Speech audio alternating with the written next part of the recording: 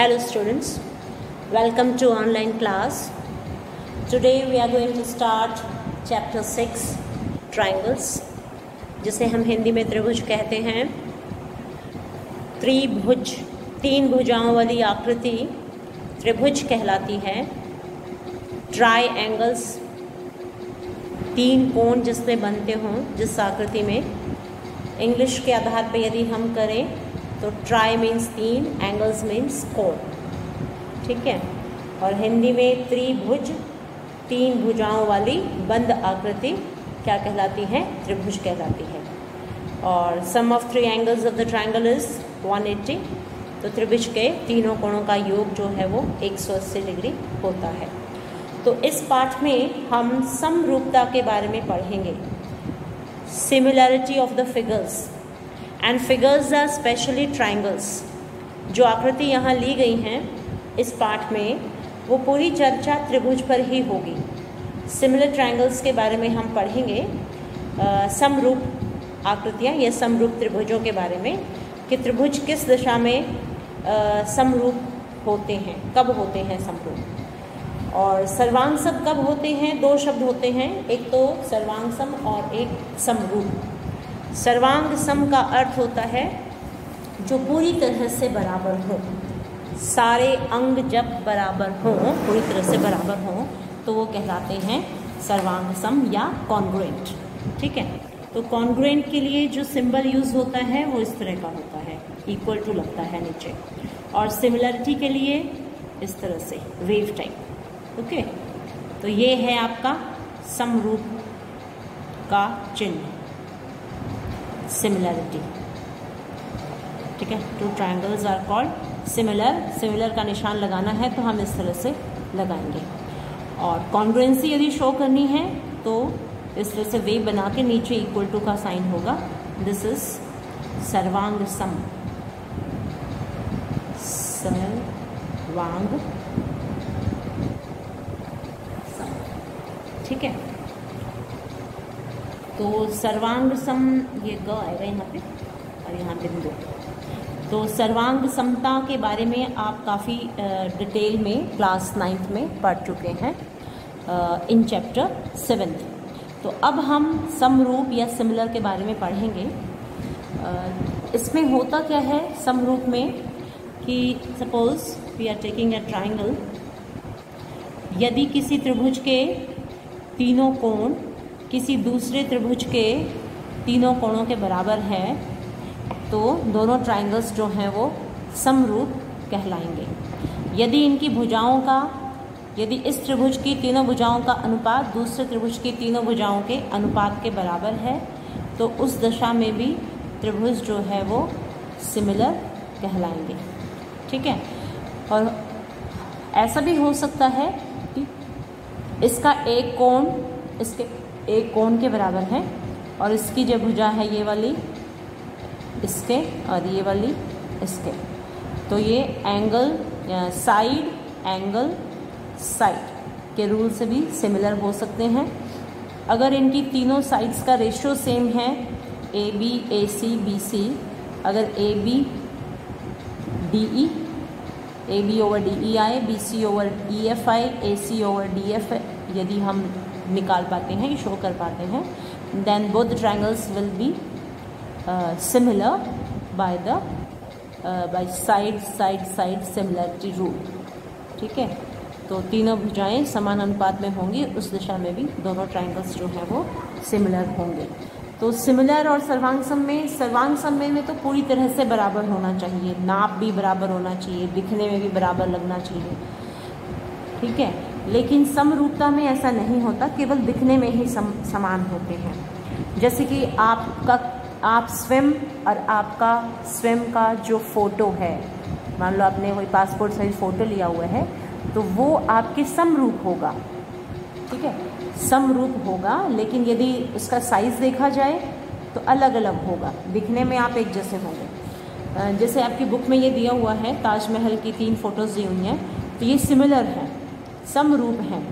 किंतु यदि इनका हम नाप स्टार्ट करें, इंच टेप लेके या स्केल लेके हम इनकी मेजरमेंट्स लें तो डिफरेंट होंगी। जैसे ये बड़ी है, ये थोड़ी छोटी है, ये और छोटी है, तो वो These three figures are similar but not congruent. ठीक है, उसी तरह से ये सिमिलर फिगर्स हमें दिए हुए हैं सर्कल के. All the circles are similar, all the squares are similar, these triangles are similar. जो जितने भी इक्विलैटरल ट्राइंगल्स होते हैं वो सिमिलर होते हैं. लेकिन सर्वांग सम, मान लो किसी ट्राइंगल को हम ले लेते हैं, अलग अलग भुजाएं हैं उनकी, है ना, यहाँ पे. लेकिन इक्विलैटरल ट्राइंगल में तो क्या होता है, सिमिलर ही क्या होंगे वो हर दिशा में, क्योंकि एंगल्स भी इक्वल होंगे और साइज का रेशियो भी सेम होगा. तो इक्विलैटरल ट्राइंगल्स का और सर्कल्स का तो हम कहेंगे कि वो सिमिलर होते ही हैं, है ना. तो यहाँ जो है, अब हम इसको लिखें एक्सरसाइज को. तो इसमें क्या है, फर्स्ट एक्सरसाइज में तो सिर्फ सिमिलैरिटी और कॉन्ग्रुएंसी में क्या डिफरेंस है, सिर्फ उसी को लेकर के चले हैं कि बच्चों को सर्वांग समता में और समरूपता में अंतर पता है ये नहीं. ठीक है, समरूप यानी कि सिमिलर, जिनका रूप एक जैसा हो. समरूप इंग्लिश में इसको कहेंगे सिमिलर, जिनका रूप एक जैसा हो. और सर्वांग सम, सर्वांग सम ये होता है कॉन्ग्रुएंट. कॉन्ग्रुएंट, ठीक है, ये आपको समझ में आ गया होगा अच्छी तरह से. इसमें हम साइज वगैरह स्केल से लेंगे तो उस केस में दोनों के जो हैं बराबर आएंगे, बराबर आने चाहिए तभी कॉन्ग्रुएंट होंगे, अदरवाइज नहीं होंगे. तो यहाँ देखो, ऑल सर्कल्स आर, सभी वृत्त कैसे होते हैं, सर्वांग सम होते हैं या समरूप होते हैं, ये आपको छांटना है. पहला सर्वांग सम, फिर समरूप, दो आपको दिए हुए हैं चॉइस. तो इसमें आप लिखेंगे सिमिलर, समरूप होते हैं. ठीक है, जो सर्कल्स होते हैं वो कैसे होते हैं, समरूप, उनका रूप जो है वो एक जैसा होता है, चाहे वो छोटा हो चाहे बड़ा हो. ऑल स्क्वायर्स आर सिमिलर, जितने भी वर्ग होते हैं वो भी सिमिलर होते हैं. ठीक है, क्योंकि उनके एंगल्स, स्क्वायर की बात कर रहे हैं, स्क्वायर को हम वर्ग कहते हैं. तो वर्ग का जो प्रत्येक कोण होता है वो 90 डिग्री का होता है. ठीक है, प्रत्येक कोण 90 डिग्री का है और सबकी जो साइड्स हैं वो सेम लेंथ की हैं, तो वर्ग होगा. ये चारों की चारों भुजाएं जो हैं वो समान लंबाई की हैं. अच्छा, फिर मान लो हमने एक छोटा वर्ग ले लिया है, तो वर्ग चाहे छोटा है लेकिन एंगल चारों जो है 90 डिग्री के होंगे ये. ठीक है, चारों एंगल्स 90 डिग्री के हैं. और जो इनकी साइड्स हैं, सपोज़ ये तो 5 सेंटीमीटर के हैं, चारों साइड्स 5 सेंटीमीटर, और ये सपोज़ हमने 3 सेंटीमीटर ले लिया है ना. तो इनकी भुजाओं का जो अनुपात होगा वो सेम होगा. ठीक है, वर्ग हैं, चाहे इनकी साइड्स का जो साइज़ है वो अलग है, पर इनका जो भुजाओं का अनुपात है वो सेम है, और जो इनके एंगल्स हैं वो भी सेम हैं. तो इसलिए जो प्रत्येक वर्ग होता है वह समरूप होता है. ठीक है, प्रत्येक वर्ग समरूप होता है. All the squares are similar, all the circles are similar, all dash triangles are similar.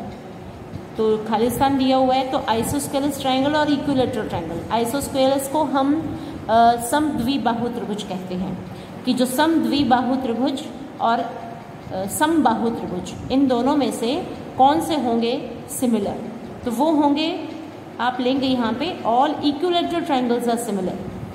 सभी समबाहु त्रिभुज क्या होते हैं, समरूप होते हैं. तो यहाँ पे आप इक्विलैटरल लिखेंगे और हिंदी में आप समबाहु त्रिभुज लिखेंगे. समबाहु मतलब जिसकी भुजाएं समान होती हैं. सपोज हमने ये ट्राइंगल लिया है, ये 3 सेंटीमीटर का है, और एक छोटा ट्राइंगल ले लिया, ये 2 सेंटीमीटर का है सपोज. ठीक है, तो समबाहु त्रिभुज में प्रत्येक एंगल जो है वो 60 डिग्री का होगा. इक्विलैटरल ट्राइंगल में क्या होता है, all the angles are of 60 degree. अब ये चाहे हमने 2 सेंटीमीटर का लिया है, तो एंगल्स तो इसका जो है तीनों इक्वल होंगे ना, 60 डिग्री के हो गए. तो साइड्स का जो रेशियो है that is same and all the angles are also same. So that's why both these triangles will be similar. या दोनों ट्रायंगल्स जो हैं वो समरूप होंगे। तो ये केवल इक्विलैटरल ट्रायंगल में होता है, समबाहु त्रिभुज, समबाहु त्रिभुज के केस में है ये, ठीक है, इक्विलैटरल ट्रायंगल के केस में है। Two polygons of same number of sides are similar if their corresponding angles are, अगर उनके करस्पॉन्डिंग एंगल्स इक्वल हैं and their corresponding sides are proportional, ठीक है। दो पॉलीगन्स हमने लिए हैं of same number of sides, जिनके नंबर ऑफ साइड्स बराबर हैं, तो देयर करस्पॉन्डिंग एंगल्स, उनके करस्पॉन्डिंग एंगल्स बराबर होंगे और उनकी जो करस्पॉन्डिंग साइड्स हैं वो प्रोपोर्शनल होंगी, यानी कि भुजाओं का, प्रोपोर्शनल मीन्स अनुपात, भुजाओं का जो अनुपात है वह समान होगा और जो उनके कोण होंगे वो समान होंगे, ठीक है। तो इस खाली स्थान में हिंदी मीडियम में आपके पास बुक होगी, आप उसको देख लीजिए और उसमें आप जो अंतिम पार्ट था आपका 4th पार्ट, उसमें आप लिखेंगे भुजाओं की समान संख्याओं वाले दो समबाहु, दो बहुभुज समरूप होते हैं यदि उनके संगत कोण बराबर हों तथा उनकी संगत भुजाएं समानुपाती हों। तो आप समानुपाती शब्द लिखेंगे, पहले में बराबर लिखेंगे, दूसरे में समानुपाती। फिर क्वेश्चन नंबर 2 इज निम्नलिखित युग्मों के दो भिन्न भिन्न उदाहरण दीजिए समरूप आकृतियों का, ठीक है। Give 2 different examples of pair of similar figures. तो सिमिलर फिगर्स का एग्जाम्पल देना है आपने यहाँ पे। क्वेश्चन नंबर 2 में तो क्या देख सकते हैं आप इसमें, समान आकृति वाली आकार वाली आकृतियों को समरूप आकृतियाँ हम कहते हैं, तरीका में पता होना चाहिए। यह आवश्यक नहीं है कि उनका समान साइज हो, समान माप हो, तो सभी वृत्त जो हैं वो समरूप होते हैं, इसमें हम एग्जाम्पल दे सकते हैं क्वेश्चन नंबर 2 में, ठीक है। क्वेश्चन नंबर 2 में आप क्या एग्जाम्पल देंगे, सभी वृत्त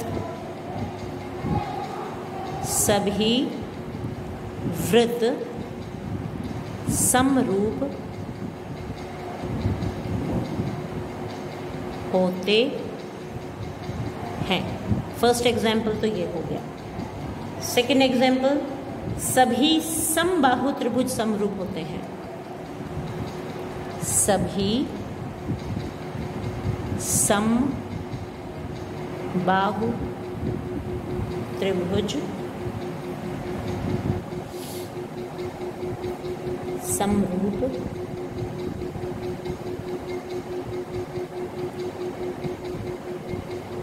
होते हैं, ठीक है। थर्ड एग्जाम्पल दे सकते हो, सभी वर्ग समरूप होते हैं, सभी वर्ग समरूप होते हैं, ठीक है। और जो इंग्लिश मीडियम के स्टूडेंट्स हैं वो क्वेश्चन नंबर 2 में क्या लिखेंगे, क्वेश्चन नंबर 2 का फर्स्ट एग्जाम्पल लिखेंगे। फर्स्ट वन जो मैंने लिखा है, all circles are similar. Second example, all equilateral triangles are similar. Third is all squares are similar, ठीक है। तो इस तरह से ये हो गया आपका complete. State whether the following quadrilaterals are similar और नॉट। जो तीसरा प्रश्न है उसमें है बताइए कि निम्नलिखित चतुर्भुज समरूप हैं या नहीं। तो इसमें क्या है, 1.5 सेंटीमीटर 1.5 सेंटीमीटर यानी कि PQRS की जो तीनों भुजाएं हैं वो हमें 1.5 सेंटीमीटर की दी हुई है, ऐसे करके बनाया हुआ है। This is 1.5 centimeter, 1.5 centimeter. This one is also 1.5 centimeter, 1.5 5 centimetre. P, Q, R and S। और दूसरी हमें जो फिगर दी हुई है इसमें एंगल्स 90 डिग्री के हैं। स्क्वायर की है ये, 3 सेंटीमीटर,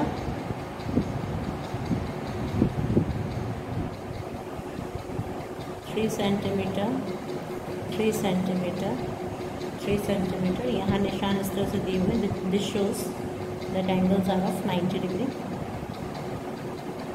ठीक है, तो हम क्या कहेंगे कि both these figures are not similar, क्योंकि इनके एंगल्स जो हैं वो सेम नहीं हैं। ठीक है, एंगल्स आर नॉट सेम। नाम यहाँ लिखा हुआ है A, B, C and D। तो PQRS, PQRS तथा ABCD समरूप नहीं हैं। और इंग्लिश वाले लिखेंगे PQRS and ABCD are not similar. ठीक है, तो इस प्रकार आपकी जो ये एक्सरसाइज थी ये ख़त्म हुई। ठीक है, और चैप्टर का नाम जो था वो ट्रायंगल्स था। ठीक है, तो इस ट्रायंगल्स में समरूपता पर ही हम बात करेंगे। इस सिमिलरिटी ऑफ ट्रायंगल्स में काफ़ी थ्योरम्स भी होंगे एक दो, जिनके बारे में आप जानेंगे यहाँ पे। ठीक है, तो ये आपकी फर्स्ट एक्सरसाइज थी। फर्स्ट एक्सरसाइज का जो फर्स्ट क्वेश्चन था उसमें तो हमें यही बताना था कि ऑल सर्कल्स आर, सभी वृत्त क्या हैं, समरूप हैं। तो जो यहाँ दिया हुआ था खालिस्तान में फर्स्ट, ये सभी वृत्त समरूप होते हैं, वो एग्जाम्पल इसने पूछा था ना क्वेश्चन नंबर 2 में, कि उदाहरण दीजिए पेयर ऑफ सिमिलर फिगर्स। तो हमने ये दे दिए इसके, है ना। और फिर दूसरा इसने फर्स्ट पार्ट तो ये था, सेकंड पार्ट में क्या था कि ऑल स्क्वायर्स आर सिमिलर। तो इसमें भी हमको समरूप ही लिखना था कि सभी वर्ग जो हैं वो होते हैं। और तीसरा जो था, तीसरे में सभी समबाहु त्रिभुज जो थे वो समरूप थे। तो यहाँ पे आपको समबाहु लिखना था। तो समरूप, समरूप, समबाहु। और जो चौथा भाग था, चौथे में क्या लिखना था, इक्वल, बराबर, फर्स्ट खालिस्तान में बराबर, और दूसरे में समानुपात, यानी कि प्रोपोर्शनल दिया हुआ था ना। तो प्रोपोर्शनल को आप हिंदी में क्या कहते हैं, समानुपाती। समानुपाती इंग्लिश में लिखेंगे तो सिमिलर, सिमिलर, समबाहु जहाँ आया है उस खालिस्तान में इक्विलैटरल, यहाँ बराबर वाले में इक्वल, और यहाँ पे प्रोपोर्शनल। ठीक है, तो इस प्रकार हिंदी और इंग्लिश दोनों मीडियम जो है वो कवर हो गया है आपका। अच्छा, नॉन सिमिलर फिगर्स का भी इसमें पूछा था हमसे, है ना। मैंने सिमिलर के हिंदी में और इंग्लिश में दोनों में दे दिया है। और इसका सेकंड पार्ट नॉन सिमिलर का पूछा हुआ था। नॉन सिमिलर वो छोड़ दिया या छूट गया, ऐसी आकृतियाँ जो समरूप नहीं हो। तो उसका एग्जाम्पल हम ले तो क्या ले सकते हैं, इसमें आप ले सकते हो समबाहु त्रिभुज और समद्विबाहु त्रिभुज समरूप नहीं होते, है ना। तो एग्जाम्पल क्या दोगे, फर्स्ट एक तो ले लो समबाहु त्रिभुज, और दूसरा क्या ले सकते हो, समद्विबाहु त्रिभुज।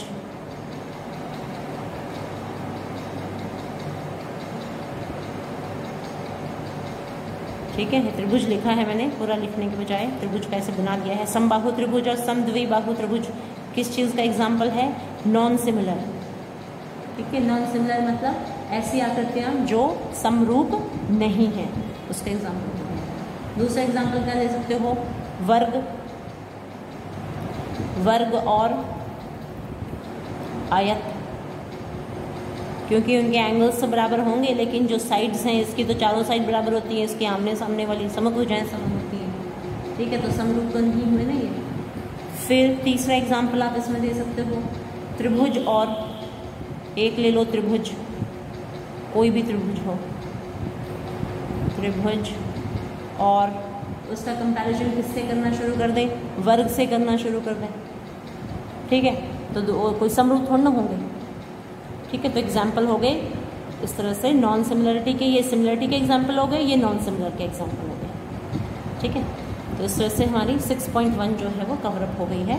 और अब हम आगे चलें 6.2 को यदि हम करते हैं तो इसमें सिमिलरिटी ऑफ ट्रायंगल्स यहाँ से स्टार्ट हो गई है आपकी।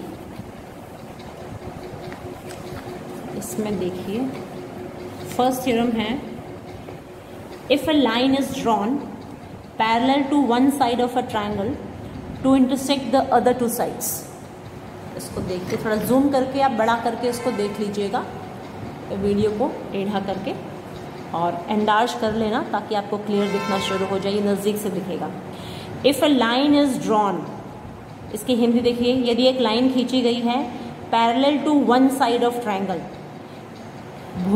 त्रिभुज की किसी एक भुजा के समांतर, पैरेलल का मतलब समांतर, to intersect the other two sides, बाकी दो भुजाओं को इंटरसेक्ट करे, इंटरसेक्ट मतलब प्रतिच्छेद करे, other two sides in distinct points, दो निश्चित बिंदुओं पर, the other two sides are divided in the same ratio, तो बाकी जो दो भुजाएं हैं ये सेम रेशियो में होंगी, समान अनुपात में होंगी।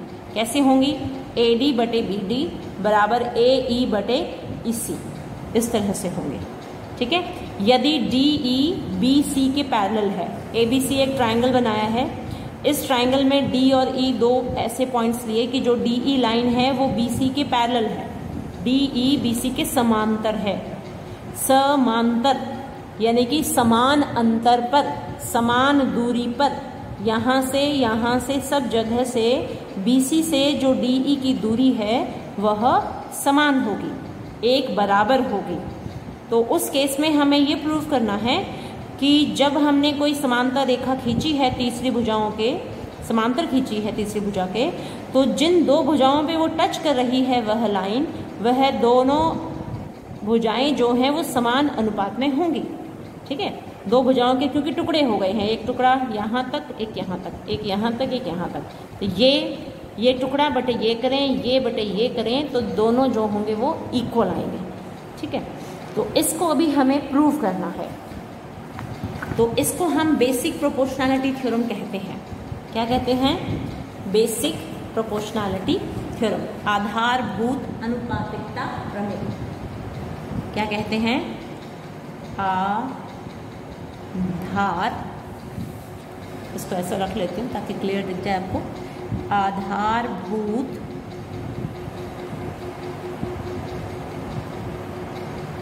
समानुपातिकता प्रमेय,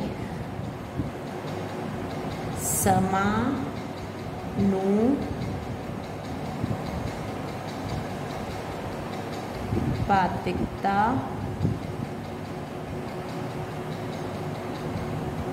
प्रमेय, और हिंदी में हम इसको कहते हैं बेसिक प्रोपोर्शनैलिटी थ्योरम।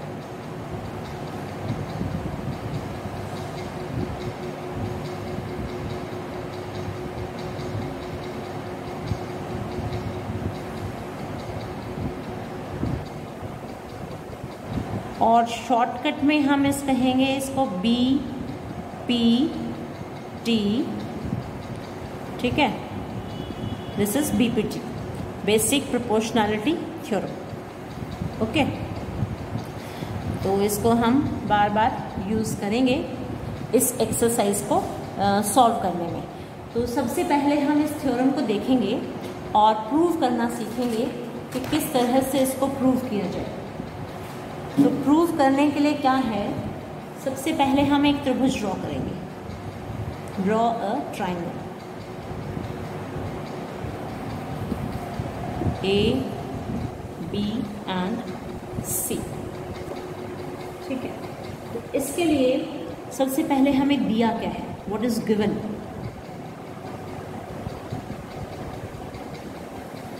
दिया है, क्या दिया है, त्रिभुज ABC, ठीक है, त्रिभुज ABC दिया है। त्रिभुज ABC में भुजा BC के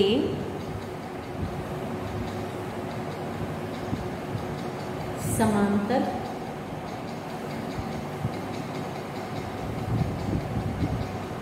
खींची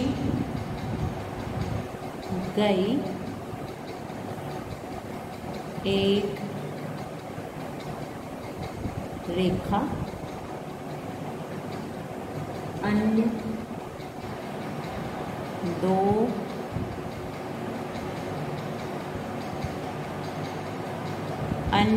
भुजाओं, अन्य दो भुजाएं कौन कौन सी हैं? AB और AC को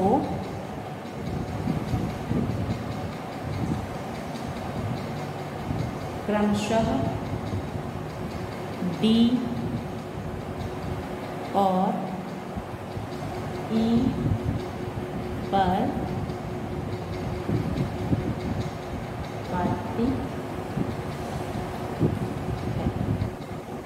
ठीक है, सिद्ध करना है।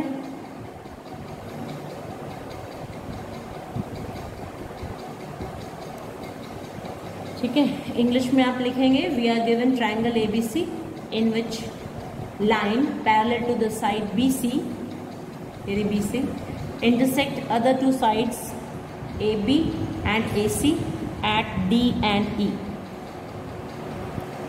D और E पर intersect कर रही है, ठीक है, and we need to prove AD over DB is equal to AE over EC। तो इसके लिए हमें कंस्ट्रक्शन करनी होगी, ठीक है। कंस्ट्रक्शन क्या करनी होगी? परपेंडिकुलर्स डालने पड़ेंगे, क्योंकि एरिया ऑफ ट्रायंगल जब हमें फाइंड आउट करना होता है तो एरिया ऑफ ट्रायंगल का सूत्र होता है 1/2 आधार गुणा में लंब, half base into altitude. This is the formula of area of triangle. अब एक ट्रायंगल्स तो हमारे पास है, लेकिन एरिया फाइंड आउट करने के लिए परपेंडिकुलर तो कहीं है नहीं, तो उसके लिए हम परपेंडिकुलर्स ड्रॉ करेंगे। D से लेके एक लंब खींचेंगे, दिस इज परपेंडिकुलर, इसका नाम हमने रख दिया M, लंब खींच दिया। फिर E से एक लंब खींचा और इसका नाम रखा N। यहाँ पर 90 डिग्री का एंगल बन रहा है, यहाँ 90 डिग्री, ठीक है, दिस इज N। AB के ऊपर परपेंडिकुलर डाला और AC के ऊपर भी परपेंडिकुलर हमने डाला है, ठीक है। और यहाँ हम लिखेंगे रचना में, रचना यानी कि कंस्ट्रक्शन की है। इंग्लिश मीडियम वाले बच्चे लिखेंगे यहाँ पे कंस्ट्रक्शन, कंस्ट्रक्शन। हाँ, तो इसमें हम कंस्ट्रक्शन कर रहे हैं। इंग्लिश मीडियम वाले लिखेंगे यहाँ पे कंस्ट्रक्शन, सिद्ध करना में लिखेंगे टू प्रूफ, टू प्रूफ, ठीक है। दिया है में आप लिखेंगे गिवन, ठीक है। और इंग्लिश में इसको लिख देना triangle ABC, in triangle ABC BC is parallel to the line DE, ठीक है। ये सारा आप लिख देंगे स्टेटमेंट जैसे लिख करके। अब रचना में हम क्या लिखेंगे? B व E तथा D व C को मिलाएं और DM सीधा लिख देते हैं DM perpendicular to AC and EN perpendicular to AB खींचे,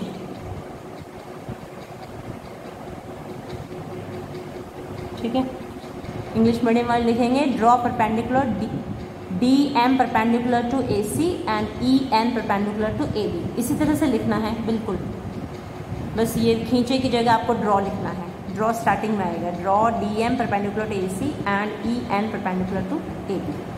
ठीक है, फिर है इसका प्रूफ। प्रूफ को हिंदी में कहते हैं उत्पत्ति, है ना, उत्पत्ति, वो लिख लेंगे। तो प्रूफ हम स्टार्ट करेंगे इसको। तो प्रूफ में आप क्या लिखेंगे, एरिया ऑफ ट्राइंगल आपको पता है, इनका हम रेशो भी ले लें। सपोज इस ट्राइंगल का हमें एरिया फाइंड आउट करना है, triangle A D E, area of triangle A D E is equal to half of AD into EN। ये देखो AD ये बेस, दिस इज परपेंडिकुलर, ठीक है, हाफ बेस इनटू एल्टीट्यूड हो गया। ये बेस है AD आपकी, और ये एल्टीट्यूड जो है यानी कि परपेंडिकुलर या लंब जिसको हम हिंदी में कहते हैं 1/2 आधार गुना में लंब। यहाँ खड़े होकर देखें तो ये आपकी आधार है AD और EN ये आपका लंब है। ठीक है, आधार गुना में 1/2 आधार गुना में लंब। फिर आपका जो त्रिभुज है दूसरा BDE लेते हैं, सपोज BDE, इसको भी ज्वाइन कर दें। एरिया ऑफ ट्राइंगल BDE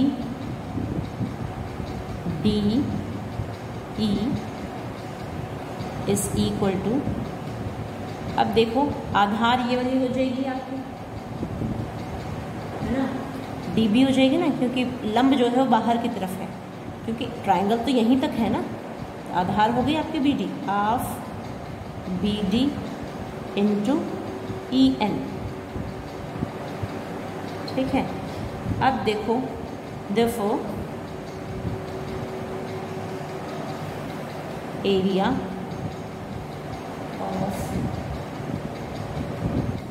अब हमने ये ट्राइंगल लिया और ये वाला ट्राइंगल लिया, फिर हम इसी ट्राइंगल को ADE को इस तरह से भी ले सकते हैं, आधार इस केस में ये हो जाए और लंब ये हो जाए।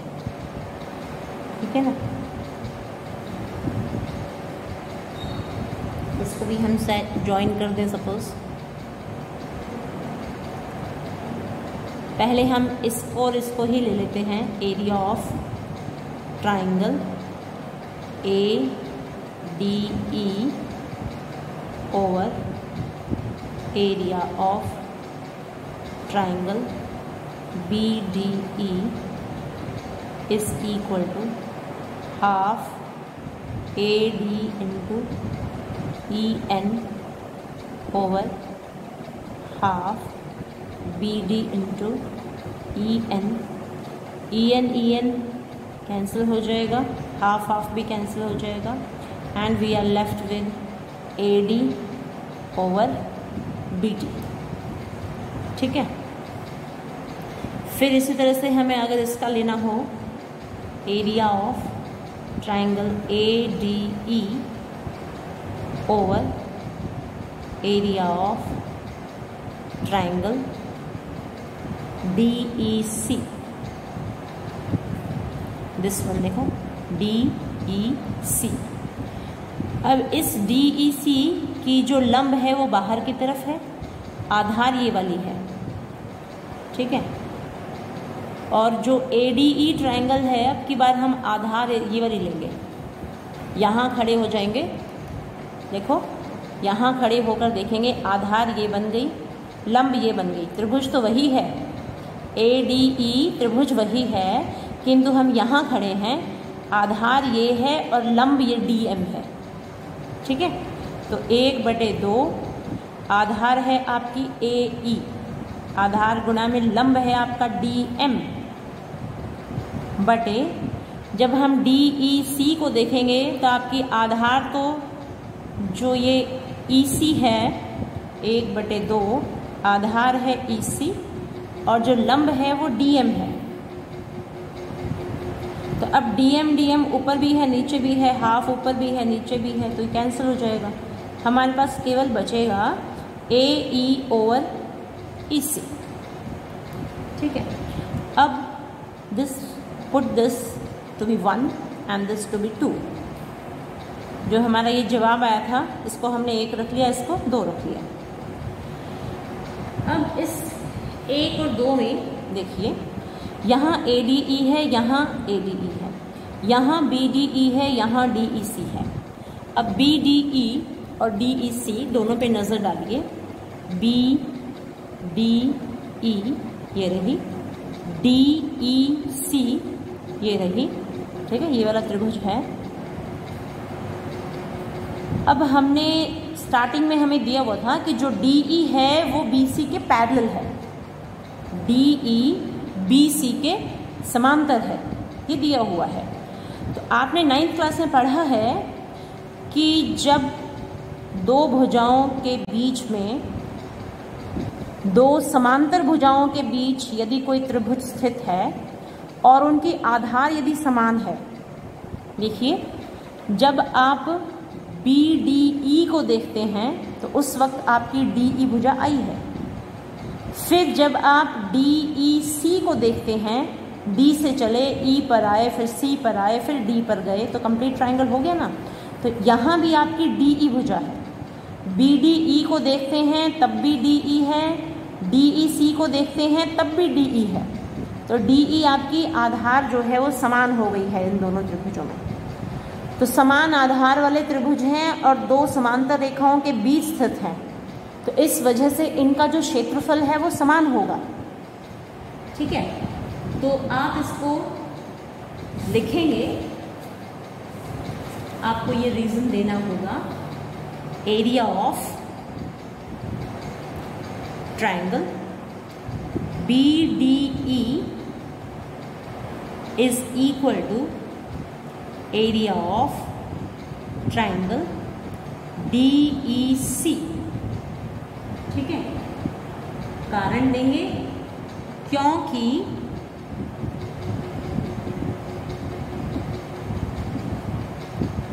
दोनों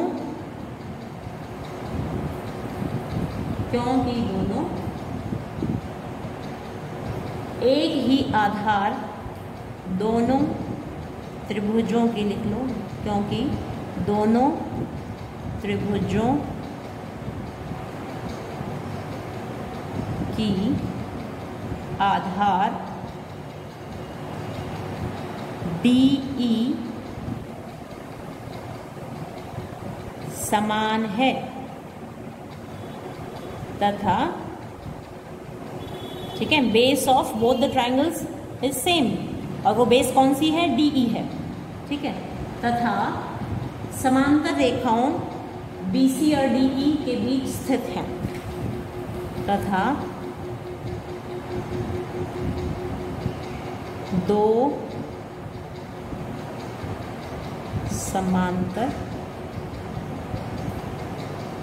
रेखाओं DE और BC के बीच स्थित हैं। ठीक है, ये इसका रीजन हो गया।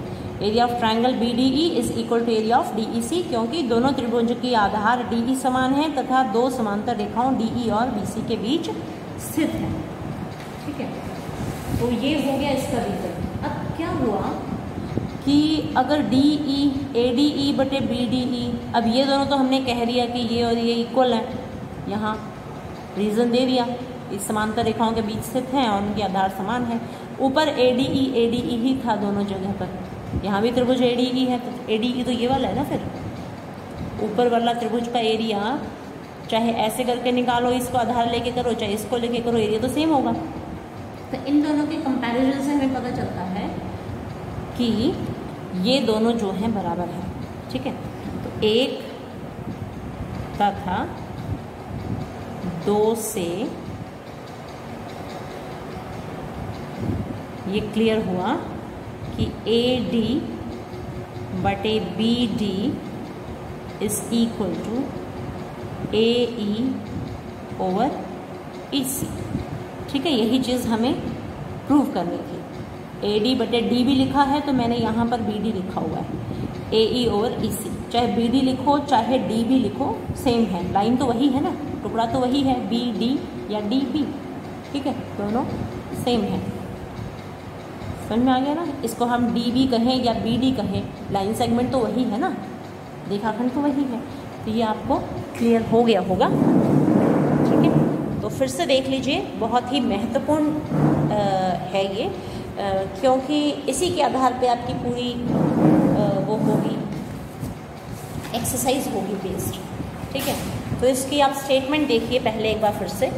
आपको क्या लिखा हुआ मिलेगा, यदि किसी त्रिभुज की एक भुजा के समांतर अन्य दो भुजाओं को भिन्न भिन्न बिंदुओं पर प्रतिच्छेद करने के लिए एक रेखा खींची जाए तो ये अन्य दो भुजाएं एक ही अनुपात में विभाजित हो जाती हैं।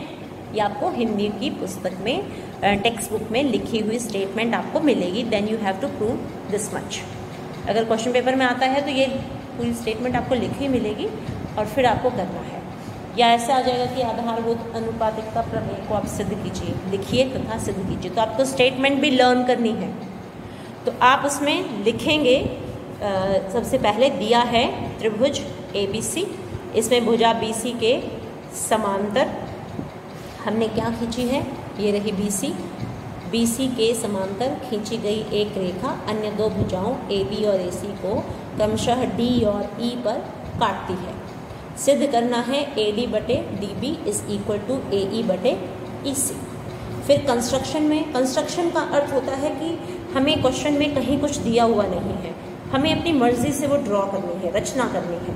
तो हमने दो लंब डाले हैं, एक तो DM और एक EN, और B को E से मिला दिया है, C को D से मिला दिया है। तो ये मैंने लिखा नहीं है यहाँ पे, तो इस चीज़ को मैं लिख दूँ, यहाँ पे मैं लिख देती हूँ, B को E से तथा C को D से मिलाइए।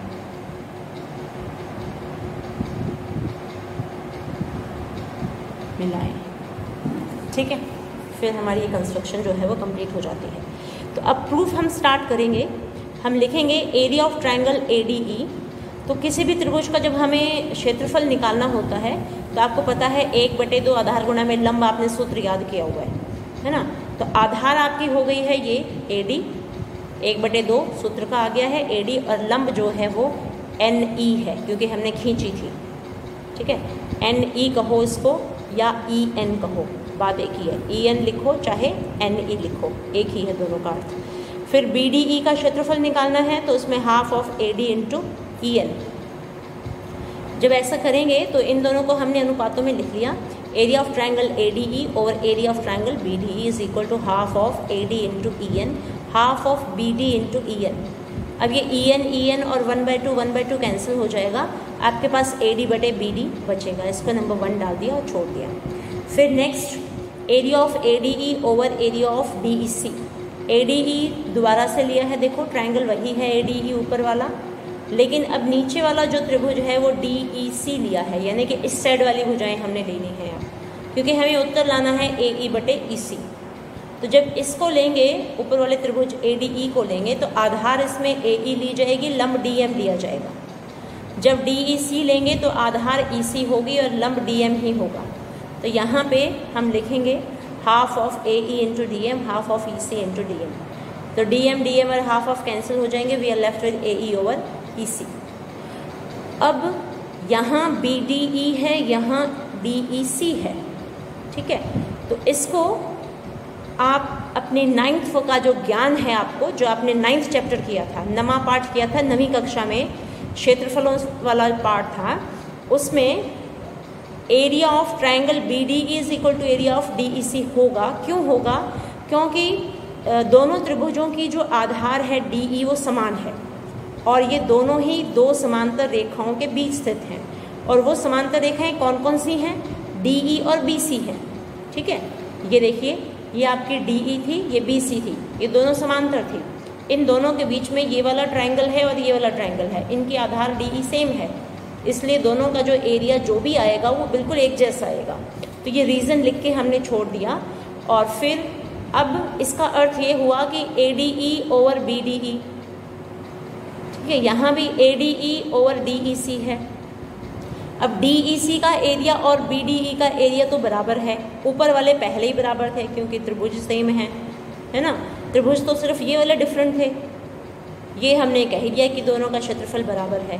तो 1 और 2 से हमें ये पता चला कि क्योंकि ये दोनों कैंसिल हो जाएंगे, ये बटे ये करें हम पूरा, ये बटे ये करें तो सारा वो कैंसिल, ये चीज़ और ये चीज़ बराबर है। तो इस चीज़ का उत्तर आया है AD बटे BD और इस चीज़ का उत्तर आया है AE बटे EC। ये दोनों यदि आपस में बराबर हैं तो ये अनुपात भी एक दूसरे के बराबर होंगे।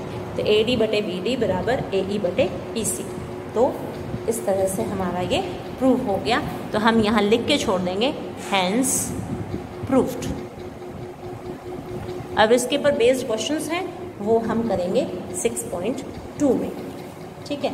तो इसकी विलोम भी है, हमारी जो प्रमेय है इसकी विलोम भी है। अब वीडियो काफ़ी लंबी हो चुकी है, 46 मिनट्स की हो चुकी है, तो फिर वो अपलोड नहीं होगी, इसलिए इसको यहीं स्टॉप करते हुए नेक्स्ट जो इसकी जो कन्वर्स है, जो विलोम प्रमेय है, वो हम नेक्स्ट वीडियो में करेंगे, ठीक है। तो इस चैनल को आप सब्सक्राइब कर लीजिए ताकि आपको इजीली वीडियोस जो डाली जाती हैं वो ऑनलाइन मिल जाएं, ठीक है, आपको एफर्ट्स ना करने पड़े। अभी तो मैं डाल दूँगी, लेकिन गलती से जब वो आप उसको डिलीट कर देते हैं क्योंकि फ़ोन हैंग हो जाता है, और डिलीट होने के बाद जब सर्च करनी होती है तो सब्सक्राइब करने पर आपको ईज़िली मिल जाती है। इसलिए जहाँ पे सब्सक्राइब लिखा हुआ है रेड कलर से, उसको आप उस बटन को क्लिक कर देना और फिर आपको वीडियो जो है वो आराम से मैथ्स के